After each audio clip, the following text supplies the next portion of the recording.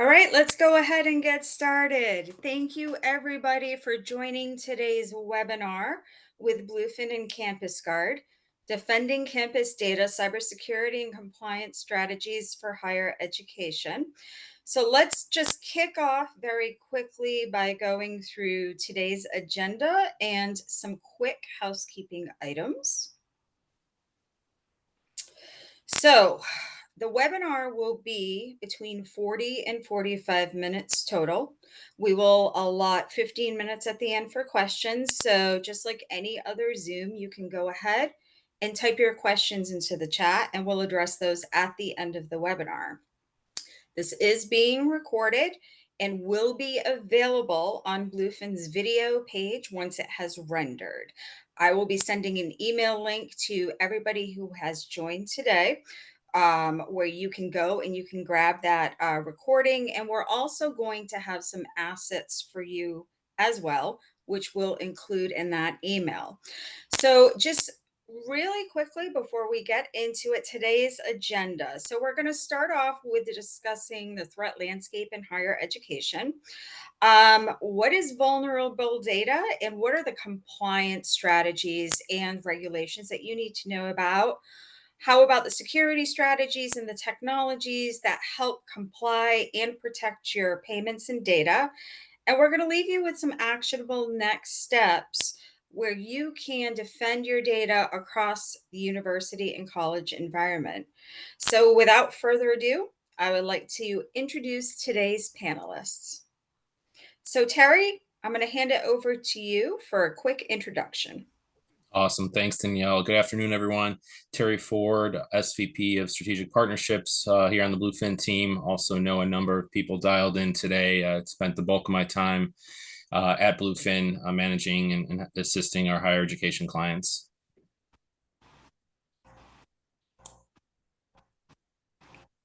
Pete, we'll hand it over to you. All right, thank you. Good afternoon, everyone.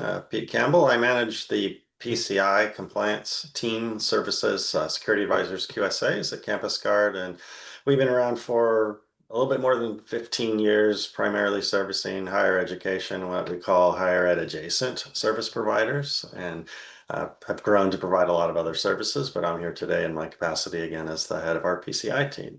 Thank you. Thank you, Pete. And finally, Rustin. Hi. Hello, everybody. Rustin Miles, founder, chief strategy officer for Bluefin. I've been in this position as founder for almost 22 years. So, but passionate about payments, passionate about payment security, and as is probably apparent to all of y'all, passionate about payment security in higher education. And it's an area of focus really that we've been doing for a very long time, and it's near and dear to our heart. So very glad and happy to be here today. Wonderful. So I guess I'll just jump in.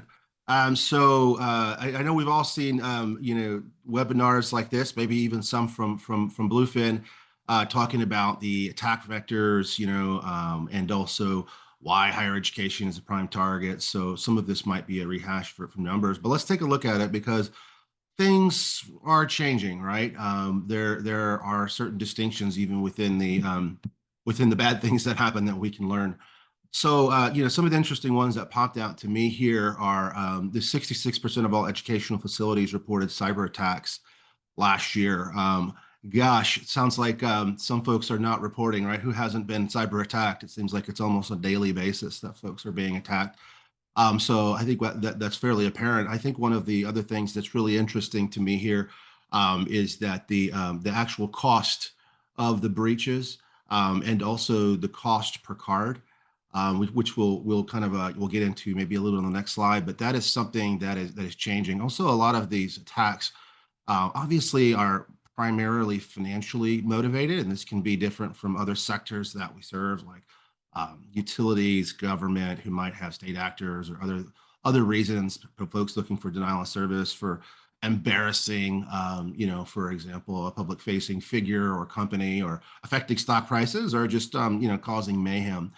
Specifically within education, as we all know, and even more so in higher education, gosh, rich target, right? You've got definitely the card, the financial data, but folks are marrying that up with the PHI, the personal health information. A lot of you have health networks and health facilities that are prolific, and attached to university. And then also the PII, right? You've got the students' information, perhaps the parents' information, alumni information, donor information, and then also information on everybody that comes in and uses the services of the university, whether they matriculate there or not.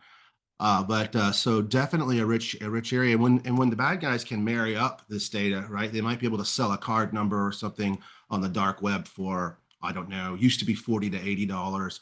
Now it's kind of ranging between $20 and $200 because of the quality. But as you start to connect that data with other things to make it useful, like your health information or your personal information, it allows those hackers to buy this data. Excuse me, not the hacker, the fraudsters. The hackers get the data. The fraudsters buy the data on the dark web, and they can really perfect account takeovers. It really go in there and answer all the questions right, and get a hold of this data in order to really cause harm. And so that's really where a lot of these records of collating that data. If you're buying a pair of shoes, you might have the card data. If you're buying an education, you've got a lot of data over a long period of time, very rich segment of information. So it is definitely a reason why we see this increase in ransomware attacks happening, and the fact that this is an area that's growing. So I think, and also really when we go into these environments, we just know that it's not just one thing. It's not just tuition. It's also ticketing. It's also food and beverage. It's lodging. It's healthcare. It's parking. It's daycare. It's everything, right? It's a mini city. It's a metropolitan area. So there's a lot going on in those little ecosystems, large ecosystems, and so a lot of points to protect. Certainly a rich area. And I know a lot of you on this call have taken a lot of efforts, and we applaud that over the last decade to secure. But it's an ever changing threat. So let's talk about those threats. So obviously our old trusted and true viruses, spyware, keyloggers, all these kinds of things happening where data is getting in there with malware. Obviously that malware is getting in there through phishing attempts. And what we're really seeing there is, the use of AI, really. I know I have my use of ChatGPT and Perplexity and other AI platforms has gone through the roof. It's in every part of my day. When I can do something in 45 seconds, that literally might take me 2 hours. It is a huge, huge thing. But imagine how much it's helping the hackers, right? And with the advent of, for example, Perplexity's Comet and also ChatGPT's Agent for anyone, the agentic services that really launched about a week or two ago. You can go out there. I made an Instacart purchase from Sprouts that I just put 20 words in, and the thing went out there and ordered everything, and it showed up at my door. So it's pretty amazing, and it can do that in about an 8-plex. So imagine hackers having information, having access to tools like this. It might not be a ChatGPT, but other AI tools where they can go out and really maximize even human-like interactions across platforms to do phishing and to get at folks and get data and get in. Once they get in, the malware comes and the ransomware comes. What we're seeing with ransomware is we're seeing that, it used to be, hey, let's get the data, let's lock it, you got to pay us to unlock your system. But then there's double and triple extortion now. Well, they'll come back and say, okay, if you don't pay us to unlock the data, then we're going to extort you and sell your data online, right, to the dark web. So now they're extorting you not to just lock up your systems, but they're going to sell your data if you don't pay them. And this is where it really gets tough because, as I mentioned on the last slide, it used to be like $40 to $80 per card number, and now it's going down to maybe like 20, but 20 to 100 maybe is the range. But but these extorters will go out and sell that for 5 to 10x that, because while that one card has value, the value to the university of not having a breach and that information on their students, alumni, and stakeholders exposed, they might pay 5 to 10 times more than that per card because of the exposure that it does to them. So we're really seeing this double and triple extortion from ransomware be an area of exploit that can really send the cost up on these kinds of things. But at the end of the day, it's just accessing unauthorized data in all the unique ways that folks are able to get there. And by the way, not only are we all getting smarter because it's a great higher education, folks are, the AI is basically making even people that aren't that smart on the hacker side be able to act as such and perfect attacks. So we really need to do a great job at data devaluation, as I've always said, with point-to-point encryption, and we'll get to that. Here, Terry, can you tell us a little bit about sort of on a university ecosystem, what an attack surface looks like and various touch points? Yeah, absolutely. So what most people might consider is the main points of entry with, email accounts, student records, simple pieces of information like that. We've learned over the years that all of our college and university clients operate much like small cities, right? Multifaceted, multi environment, complex organizations where an end customer, quote unquote, student will interact in a variety of different areas. So yeah, certainly there's tuition, there's the bookstore, there's ticketing, there's any type of alumni outreach. And with those comes a ton of payment information that's in the environment, as well as overall data that's in the environment. And so because of that, there needs to be an equal amount of effort to protect all of said data. So I think the key focus for our webinar here today is that comprehensive protection is key. And I know the following and subsequent slides are going to go a little bit more into that. And we'll have examples towards the end of how we tackle these issues. Absolutely. Thanks for that. So, what needs protection? We talked about the PCI is its nice payment card information, but payment data. Obvious things there, tuition, donations, unobvious, everything you can think of, right? And this is why you see a lot of universities that Bluefin and other organizations work with. You realize that there are lots of POSs and ISVs and SaaS platforms and all kinds of software, HR systems, and everything you can imagine, even lodging, like I said, in healthcare, all kinds of different systems that data comes in that oftentimes, the university is not even the one creating the software, right? They're working in partnership. And that's why you've really seen, and thankfully so, the higher education market really drive innovation through vendors like Bluefin by going to their software vendors and saying, look, we trust that you're PCI compliant, but we only want one key to manage everything. We only want one encryption. We want one thing to track all of our devices. We would like to have a unified protection management, approach here. And so what we're seeing is that some universities might have, I'd say 70% adoption, some of them 15% adoption, but you start to see, we might be engaging for ticketing. And then it might be, okay, let's get these food and beverage vendors, let's get healthcare center, various areas as it grows out. But the data in the system is, the personal information, the health information, payment information. And by the way, companies like Bluefin have approaches, or should, not everybody does, should be approaching the technologies that we have, approaching each one of these and protecting each one of these, right? So if you're just protecting payments, I remember being with a healthcare network saying, gosh, you protect with your point-to-point encryption with cards, 100% of 10% of our problem, right? Because 90% of our problem is all the health information and personal information that comes in. What can you do to help there, right? Because it's not like you're entering that health information into a credit card machine, right? It's going to be coming in through web and mobile and in person and maybe even keyed in back office. And so we need things like Shield Connects for faultless tokenization and these other tools. So these are all the different types. Sensitive type flows, taking onboarding, taking in data, but it's not just at the take in, right? It's also as it's being transmitted or used or sent around to other services, other universities, other for transitions or folks that move on, but also even within the university, within other departments. And then that storage, and we'll get a little bit about this. Obviously, data needs to be protected in storage, but there are types and kinds of data that surprisingly slow. So, and we'll talk about it like ACH and others, which still are largely unprotected because there doesn't exist a huge incentive or stick to say, hey, this needs to be encrypted or protected to the same level of card data.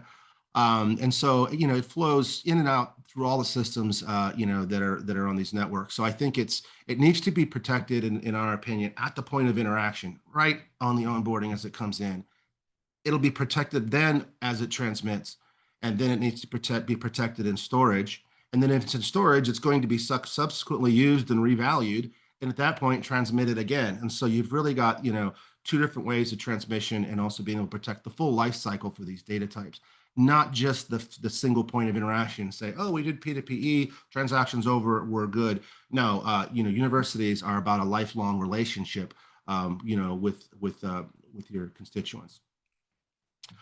Here, Pete, can you talk to us a little bit about the compliance and regulatory pressures which are driving, the industry towards protection?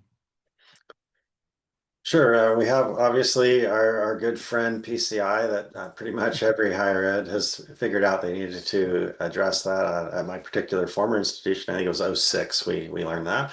But depending on the type of institution, college or university, and what they're involved in, we'll talk a little bit more later about this.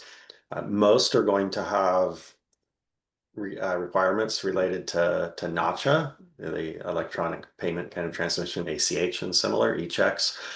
Pretty much all of them will have FERPA, just because of having students.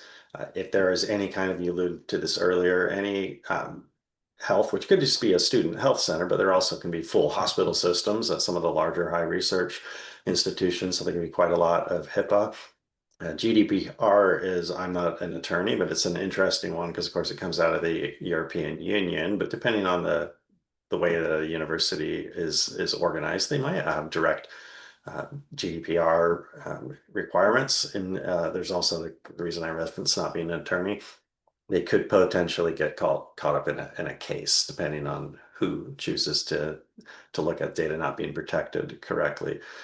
And there are a number of other frameworks that institutions can choose to use or not, or that may be placed upon them, depending on other things like grants and research that they might be involved with. So typically, even a modest, medium-sized institution has quite a lot of different frameworks and compliance and security responsibilities.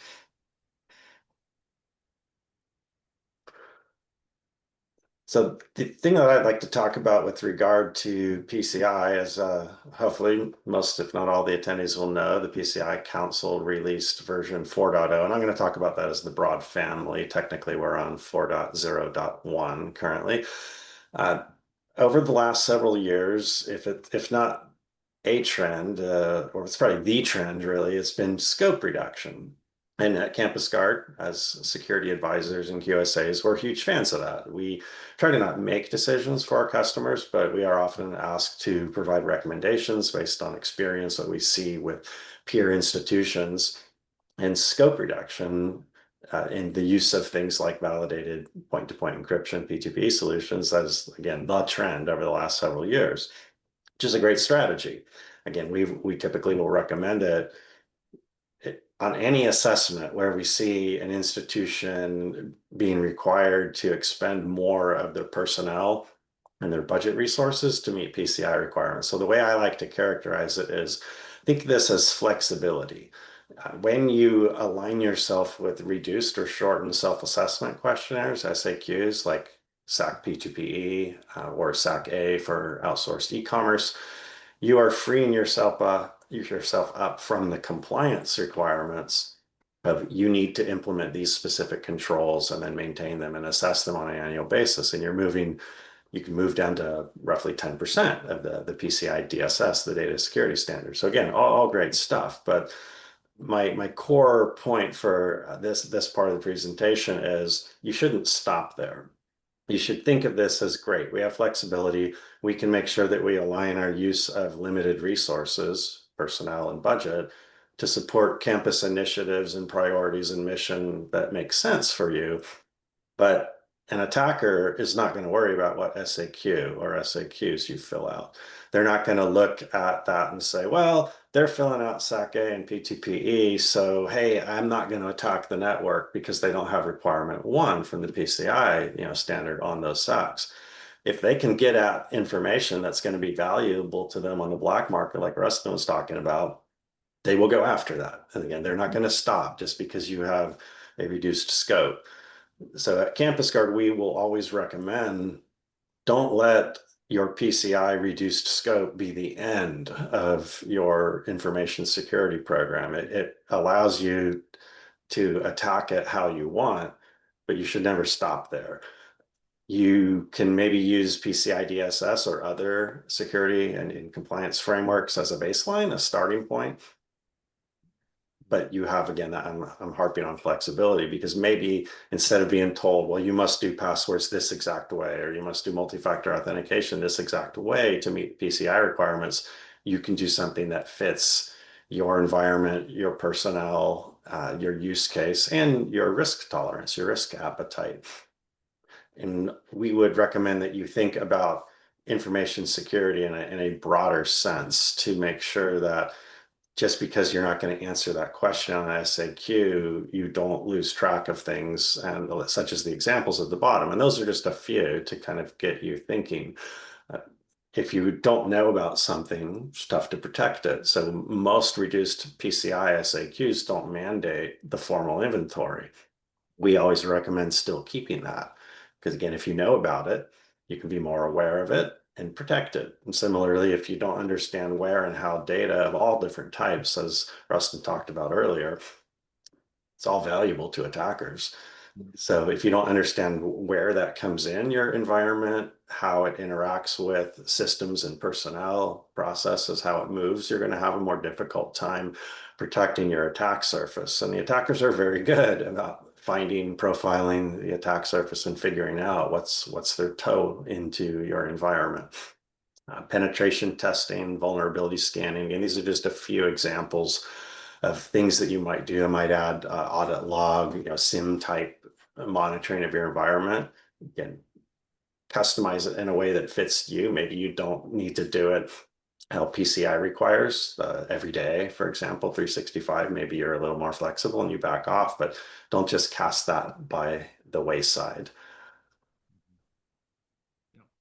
Yeah, I like that, Pete. The big ass, little ass of scope, maybe, I don't know, or the two kinds of scope. You've got the, hey, this network or this environment or CDE, what cardholder data environment is out of scope because no card data touches it. Okay, that's great. Not there, can't be stolen.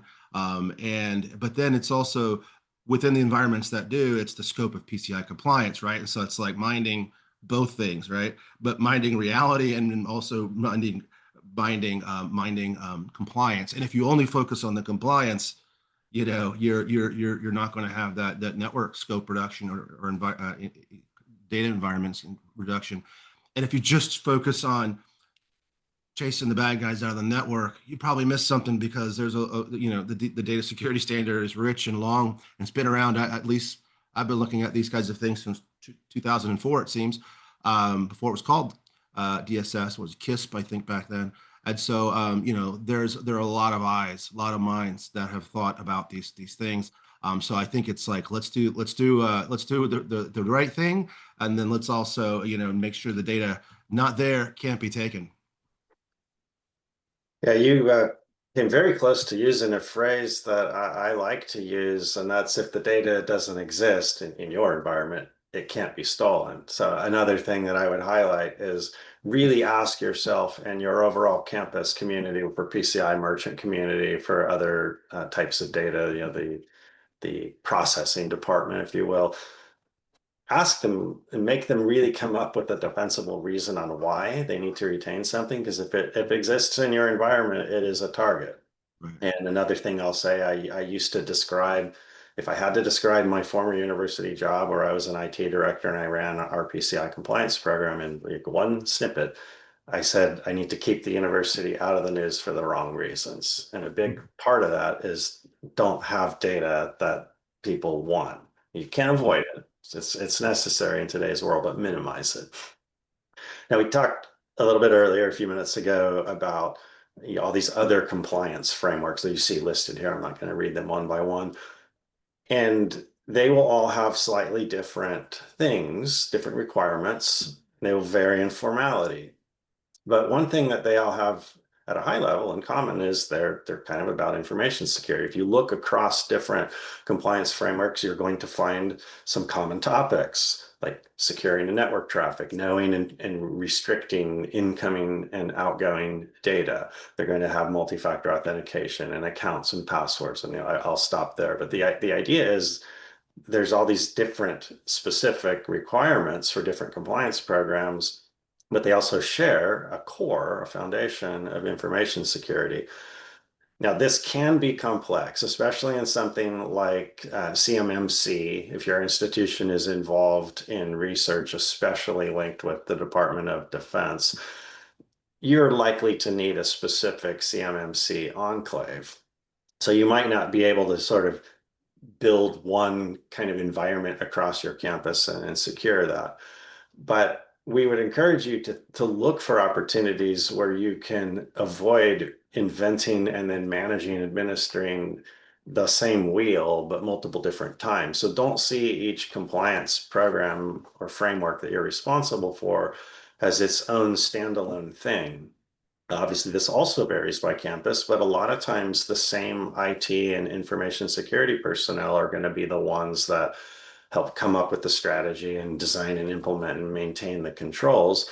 And if you ask them to do one thing for PCI and one thing for GLBA and one thing for CMMC and so on and so forth, you're really kind of duplicating efforts in being a little less efficient with your resources, which we might view as undoing some of those benefits we talked about at the head of the last slide. Like you go ahead and reduce your PCI scope and it frees you up from being mandated to implement certain things. And then you take those same resources and you spend them to work on 5 different compliance programs. So look for opportunities to find the cross mapping. There's all kinds of different tools out on the internet that will show you how the frameworks align, or in some cases do not. Some controls will be unique to one thing or another, but there is a lot of cross mapping.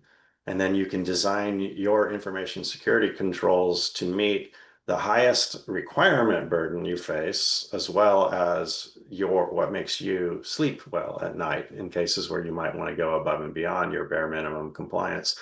And then again, that's all about being efficient with your resources, because I have yet to work for or work with an institution that has unlimited personnel and budgetary resources. We always have like the cliche, got to do more with less. Everybody faces that.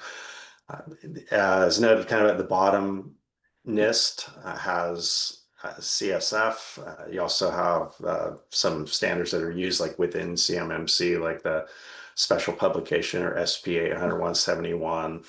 There's CIS, and different schools tend to align with one or another, but find your sweet spot that resonates with you as your core kind of information security program, set of guidelines and or requirements, and then leverage those across the campus.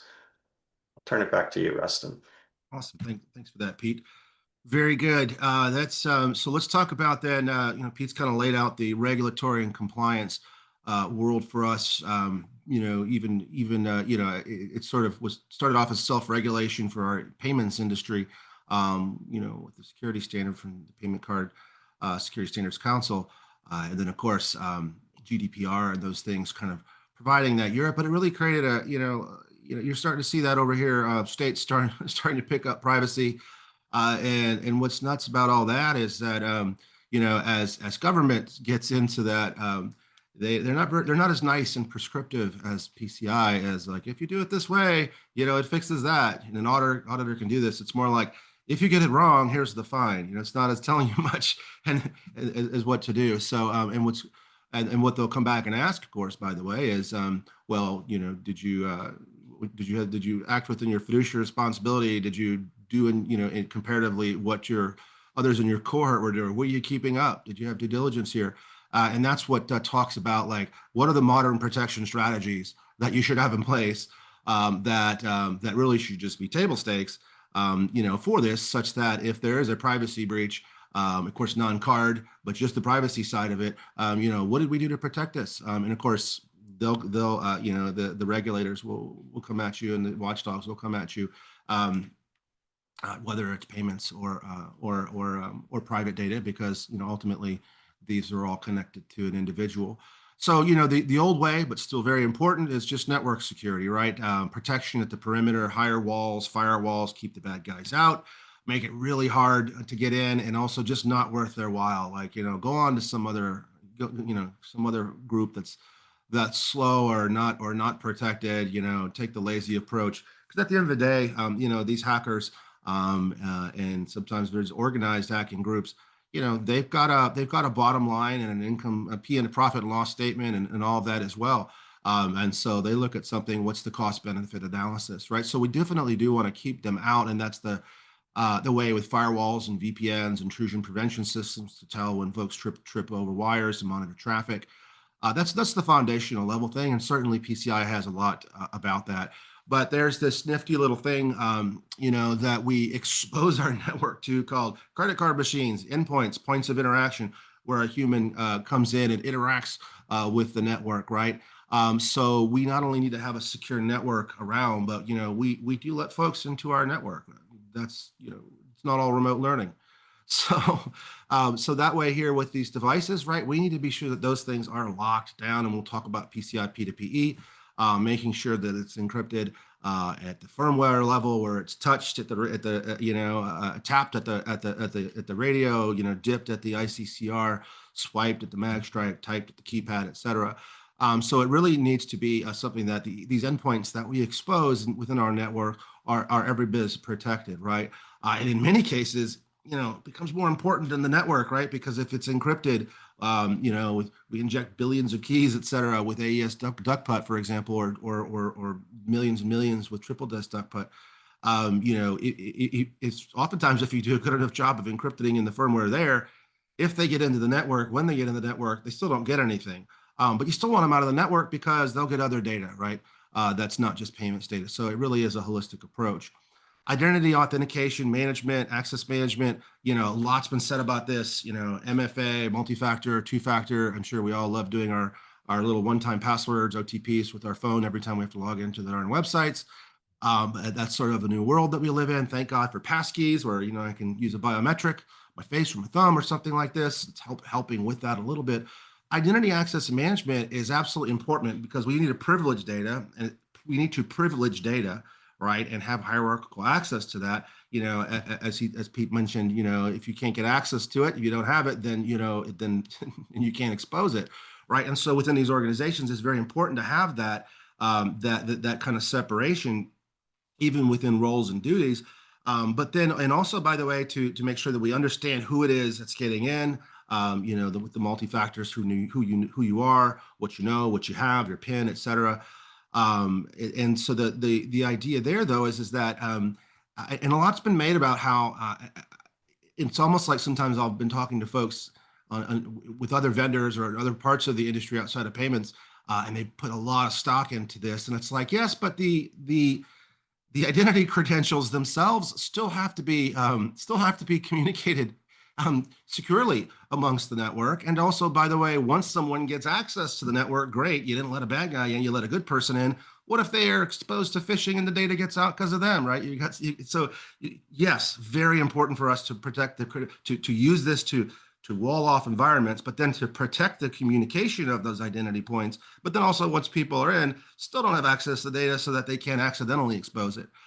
Or if someone should happen to get their access, that's a bad guy to get it out. So I think this all is an important, absolutely vital thing. But again, not the complete breakfast. It's part of this nutritious breakfast. It's important that all of these things come together to make something that works. And then obviously data security. We'll talk about that. The data at rest, and there's certainly some areas. Point-to-point encryption. Bluefin was the first to be PCI validated in North America for that.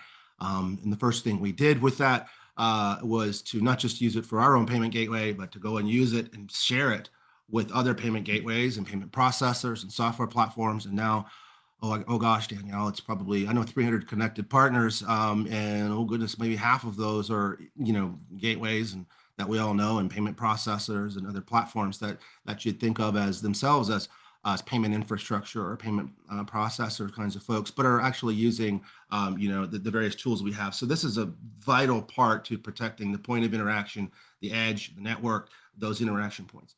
Vaultless tokenization.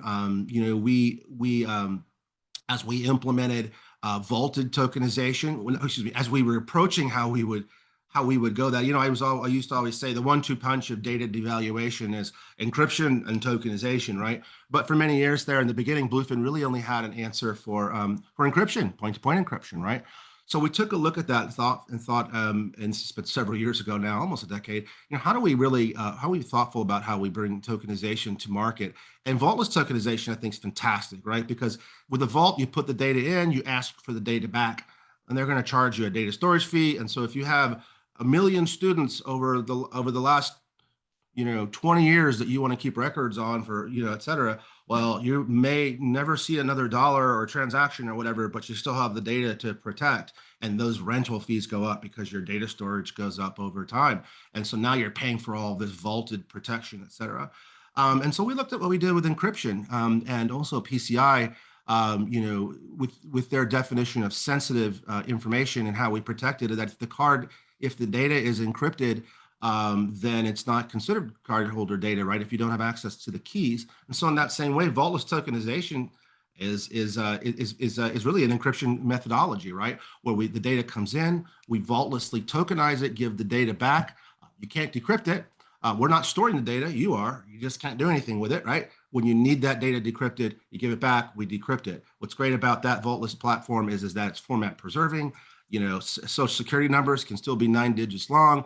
Email address, they're not the real they're not the real digits, right? But it can still fit in the database, and maybe the last 4 digits need to be the real last 4 digits of the card or the social security or the student ID for visual interaction. However, so you end up with a situation that's commercially less expensive, and that also, interestingly enough, we talk about data sovereignty, data that might need to live over in a jurisdiction like Europe or India or somewhere like this, where they say, look, the data has to be stored here. Well, fine, the data's stored there, but it's encrypted, right?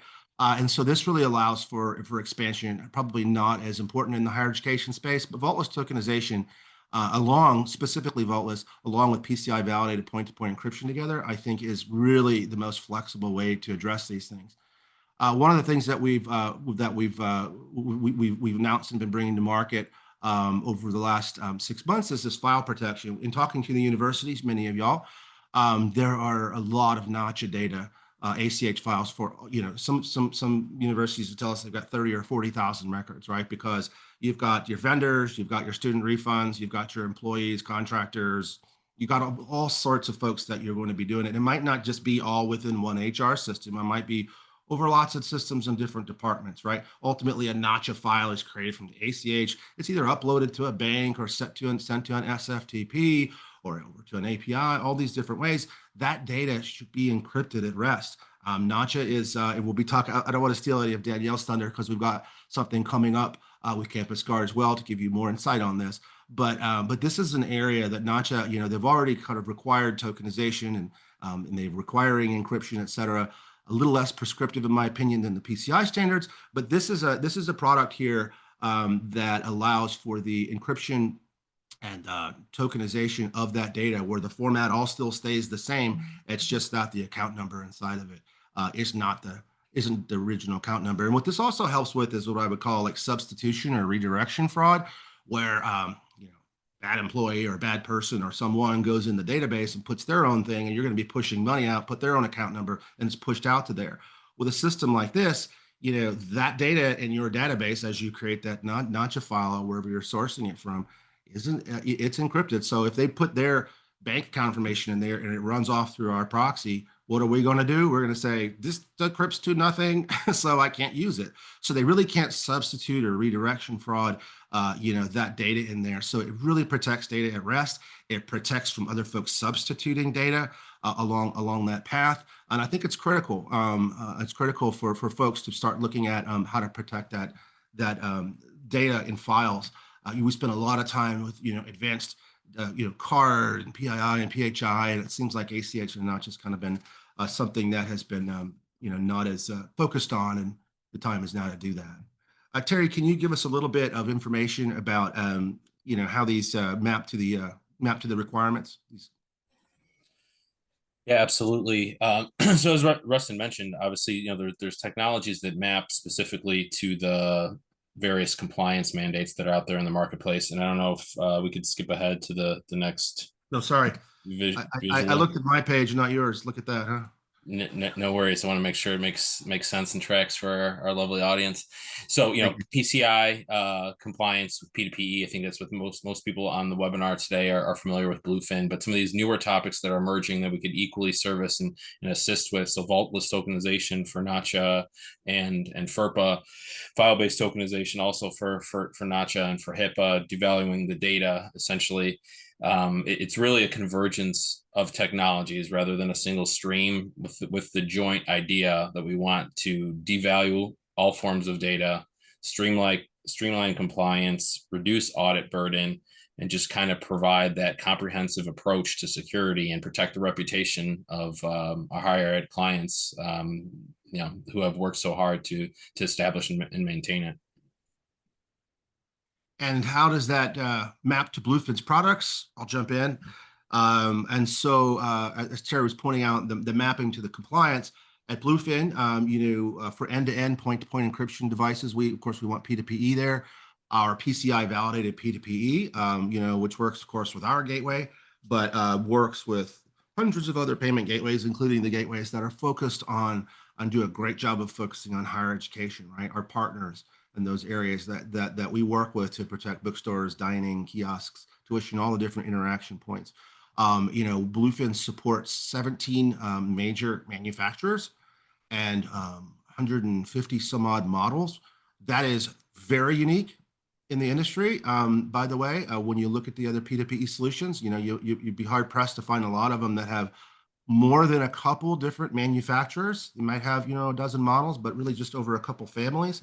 And really, with working with you all and other similar ecosystems, has driven a lot of interactions, like with kiosks, for example. That we need to go ahead and encrypt OEM or things that go into different form factors.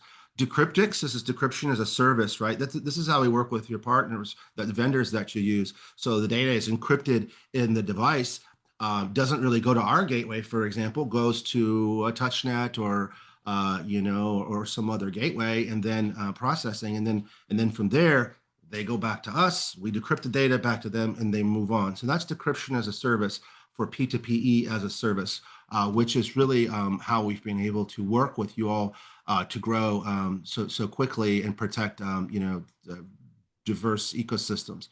The POSs, campus transaction systems. Yes, we do have our own payment gateway that supports ISVs and ticketing and other areas.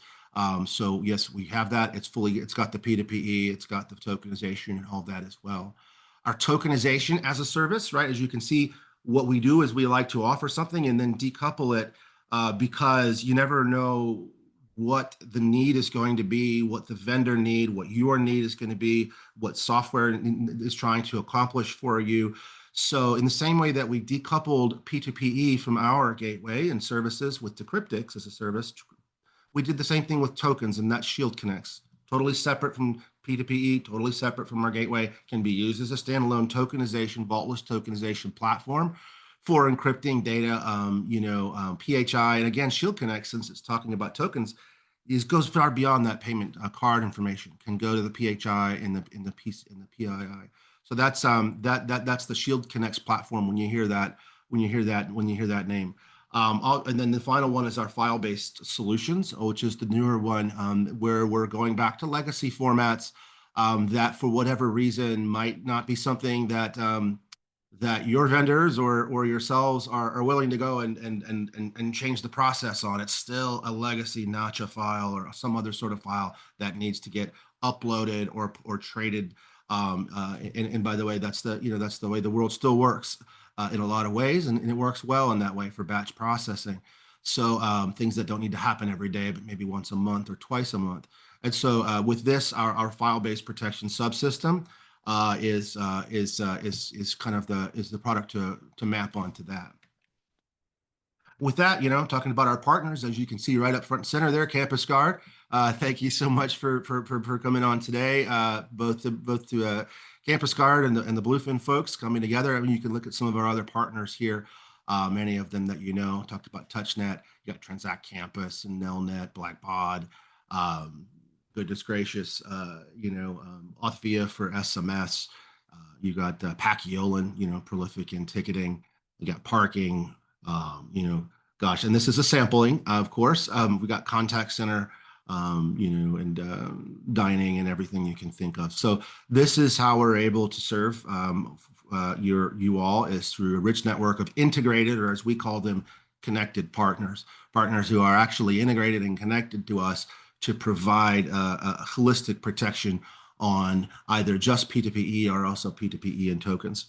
So that's really, I think that that's the most important thing, I think, that that Bluefin can provide, is not just a technology called P2PE, because a lot of folks can do that, but really to provide a network where you can have one P2PE manager to track all your devices, not every, we use 6 different processors or gateways on campus, and we have 6 different ways to track devices and chain of custody and custodians, for these devices, and who's on first and who's on second, and what's the status. I need to turn off this device. Where do I do it? That can be very complicated, but because we have, the one P2PE manager from Bluefin managing all of these things, you have a single security posture. And when it comes from security, it's one of the few things that you don't want to have too many ways to do it, because that adds complexity. You want all kinds of ways to interact with your students and with your customers, and your donors, but you really would like to have one way to secure them all. We don't want to introduce complexity to the security side, and so I think that's sort of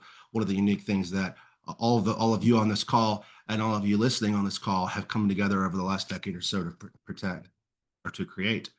So key takeaways, and my last slide before I hand it over to Danielle. As always, higher ed is a growing target for cyber attacks. It speaks to the true value of higher education, that it touches every aspects of people's lives, from healthcare to sports to knowledge, to relationships, to a lot. So it's not just payments, right? PII and ACH, all these things are at risk. There's proven tools and tools coming online, like file protection.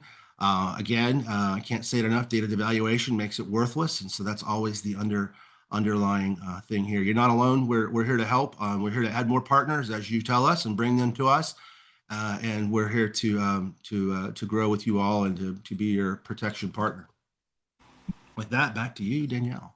All right. Rustin, Pete, Terry, that was awesome and amazing. Thank you so much for all of that information. And so, one of the things that's really important to everyone on the call is that we continue the discussion on compliance, because compliance, like Pete outlined a little bit about PCI, we know that's a bigger box, but we did what we could in the allotted time.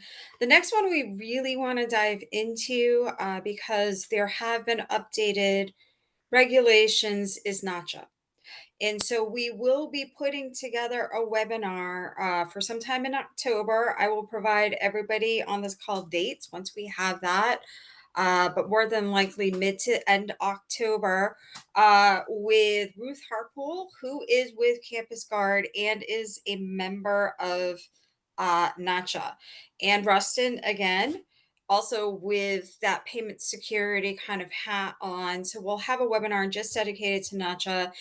And we'll be polling you folks too. If there's other regulations you'd like to see us kind of come in on and do some education that we touched on briefly today, we would love to hear about that from you, because this series really is about education and what can we do to share our knowledge with not only our current clients, but anybody out there who might be thinking of a data devaluation solution, or what can I do with compliance on my campus.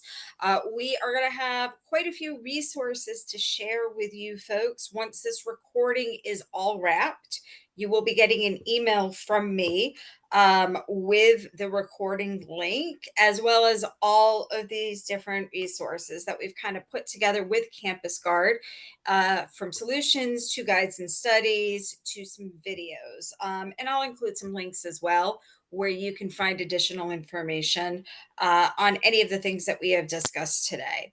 And so with that, I'm going to go ahead and Terry, could you unmute yourself? Yep. There you go. So Terry, you want to go ahead and say one more thing, I think. We have one more we want Just to wanted to talk about, expand right? on kind of with what Rustin closed with. So typically our engagements with our higher education clients, the conversations when they're exploratory, we try to better understand in what capacity payments and data are coming into the environment. So, what are your standalone merchant engagements? What are you doing for ticketing? What are you doing for alumni outreach? And obviously, if we have the partnership already there, that's something we're readily available to help with. But oftentimes we uncover a need that, XYZ University would love to secure their data with ABC partner. That integration talk is definitely something that we're willing to take on if it would be of benefit to our higher education clients. So I just want to note that because we the logo slide that we had up there briefly a moment ago is a sampling of what we do in higher education and outside of higher education, and it's an exercise that's constantly ongoing. So just wanted to put that open-ended offer out there, and we're always willing to help in that capacity. Great. And just in that vein, I think that quite a few of the partners that we've had overall at Bluefin have been brought to us from merchants, colleges, universities, healthcare organizations that wanted something like PCI validated point to point encryption without switching maybe their payment processor, right? And that's where that vendor agnostic solution comes in, where they're able to keep that platform that they're using today, but still get security benefits.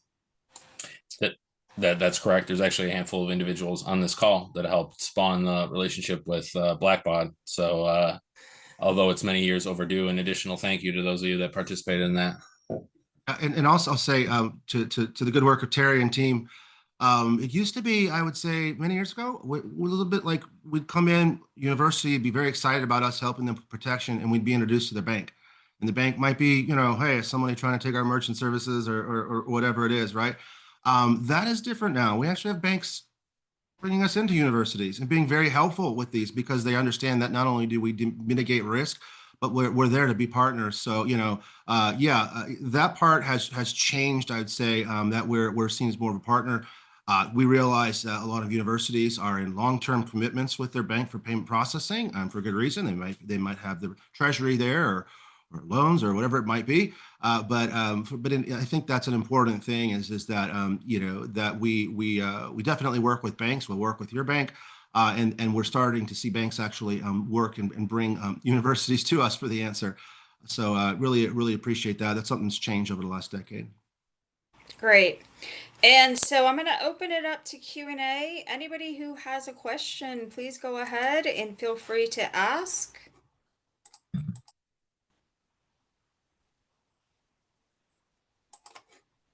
All right, we have no questions. So you guys must have done a really good job. It's the only thing I can think. You just see a couple snore buttons or Z's maybe. Sleep. I hope everybody is still awake. So I think we can go ahead and depart in just a second. But one thing I wanted to ask you, Terry, is, we've worked with the entire UC campus, University of California. I think they are a really great example of a large environment that has implemented a number of different solutions in a number of different forms. Can you talk about that really quickly in the last couple minutes? Yeah, 100%. And we have, certainly many examples of that. But with UC, the UC system specifically, and UCLA, and we have a case study out that we're happy to share with everyone that's on the call today. They have certain installations for standalone business where they have merchants that do not have a point of sale partner driving a transaction. They simply need a secure way of accepting payments and have our gateway in play, and it's facilitating the payment out to their processor, going direct that way. They utilize the integration we have with Paciolan, and I think many of the schools that are on the call here today utilize Paciolan. They're one of our longest standing partners and have a very simple way of delivering validated P2PE to the box office environments for athletics. And they also have a very large healthcare affiliate organization, UCLA Health, for which we're providing an integrated solution into Epic and OnPlan, MyChart, I apologize, solution to facilitate secure payments there, right? And there's conversations ongoing regarding PII, PHI, those topics, right? Those are fresh, and I'll kind of leave those conversations internal, right? But there's any number of use cases, and despite the similarities of each of our higher education clients, they're also very unique, right? And that's why I wanted to highlight the partner examples we showed, but also the open-ended possibilities to deliver this type of security to the specific tailored environment of each of the higher ed institutions, as they are usually case by case. And Pete, I'm sure you've seen that over the years. Certainly. Great. Well, I want to thank everybody who took their time today out of your afternoon to join us with this call. We will be in touch shortly with the webinar recording and the resources. Rustin, Terry, Pete, can't thank you enough for providing us all of this information today. Highly educational, no pun intended, of course, but really appreciated you all taking the time as well. So thank you to everyone, and have a wonderful rest of the day. See y'all. Thank you. Thanks, everyone. Bye.